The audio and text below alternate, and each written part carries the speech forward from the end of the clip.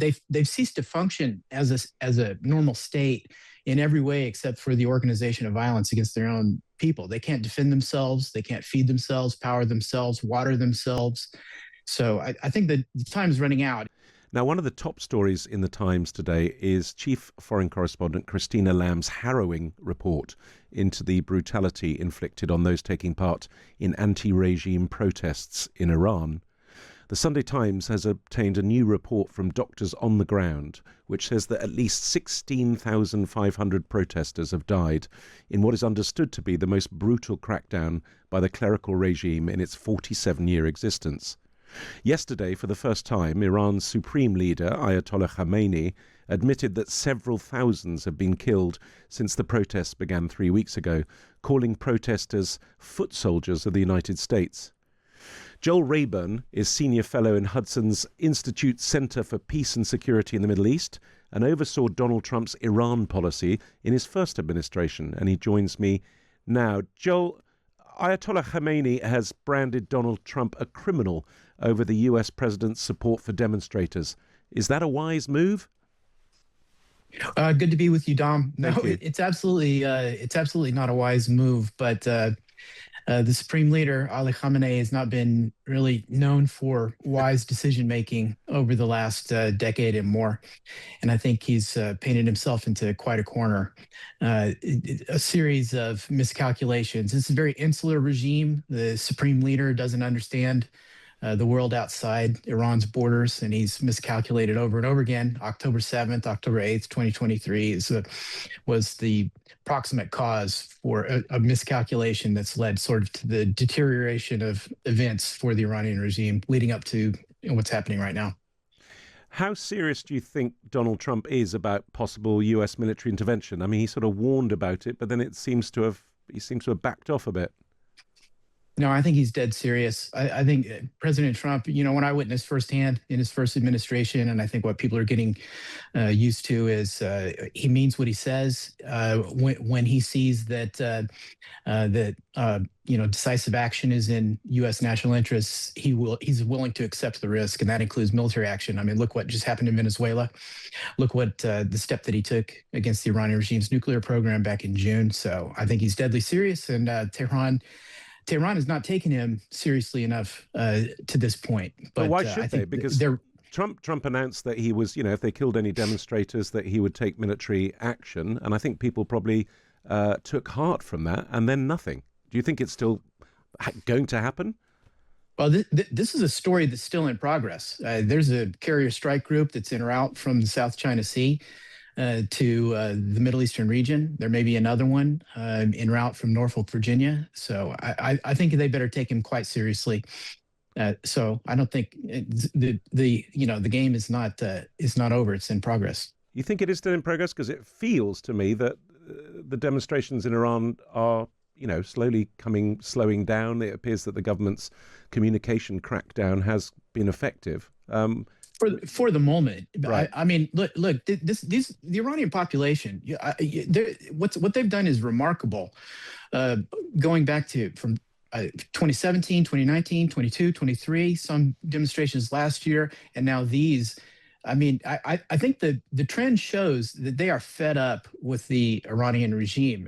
And I also, if we zoom out from this situation and we look at the overall health of the Iranian regime, I mean, we're really looking at a state that is near failure. They're at least failing. They've ceased to function as a normal state in every way except for the organization of violence against their own people. They can't defend themselves, they can't feed themselves, power themselves, water themselves.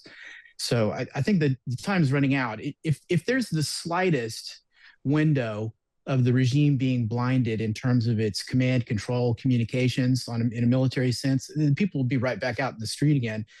And under those conditions, if the regime is blinded as a result of military operations, they're not going to be able to, or they're going to find it almost impossible, I think, let's not rule it out 100%, to be able to organize a response to sort of mass protests that we've seen over the last couple of weeks.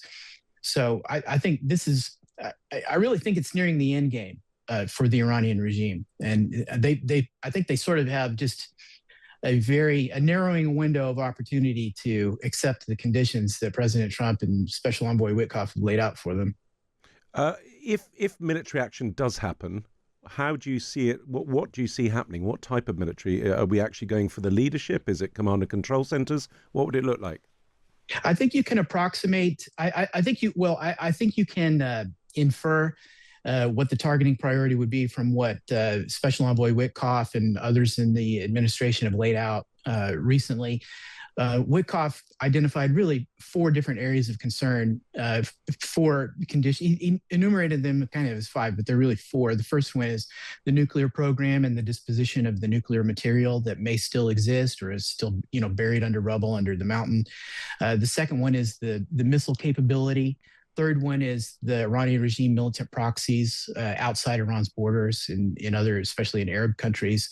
And the fourth one is cessation of the crackdown on the population. So I think you could probably see a targeting, if the military targeting is probably going to go in that order.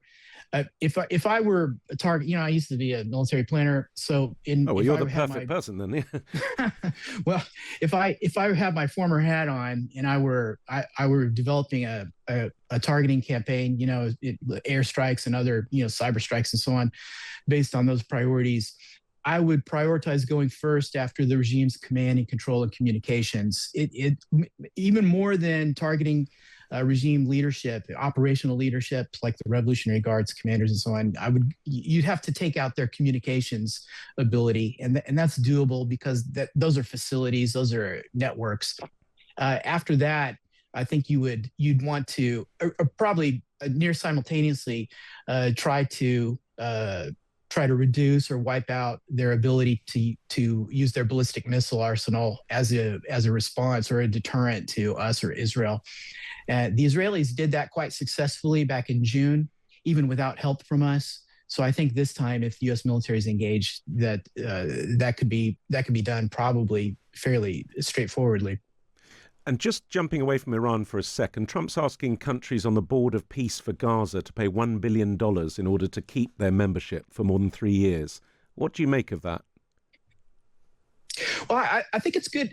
Look, President Trump, people have had, I don't understand why people are mystified by President Trump's approach to these foreign policy and security problems. He comes at it from a business angle, an economic angle. I learned early on his staff that when he looks at the world, he doesn't see, I'm a military guy, and during the Bush administration, global war on terror, we tended to see the military geography first, and he would look at the economic geography first. He would see a map of the world that was in what sense, as in reconstruction potentials, or trade relationships and potential. I think he firmly believes from his background that win-win prosperity, economic deals, that's the way to get people to buy into peace arrangements. And I think he looked at the Israeli-Palestinian and the Arab-Israeli conflicts and said that's what has been the missing component is to create an economic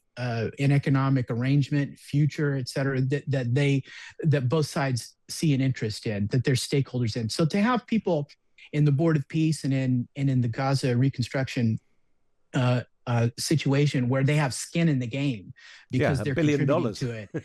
That's quite some skin. Well, that's meager. That's actually meager compared to what the reconstruction needs of Gaza will be. Of course, yeah. So to have that as sort of as the ante for entry into being able to have a say in decision making there, I think it's quite fair.